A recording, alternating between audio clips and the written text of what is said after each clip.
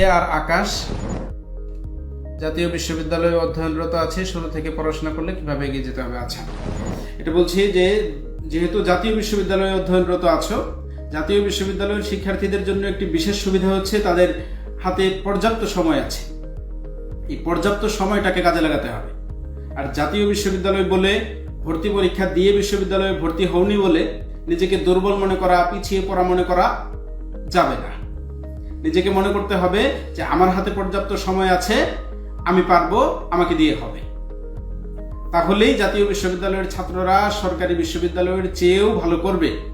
ইতোমধ্যে আমরা গত কয়েক বিসিএসে আমাদের পরিচিত অনেককে দেখেছি যারা জাতীয় বিশ্ববিদ্যালয়ে অধ্যয়ন করে খুব ভালো ভালো জায়গাগুলোতে নিজেদেরকে নিয়ে যেতে পেরেছে।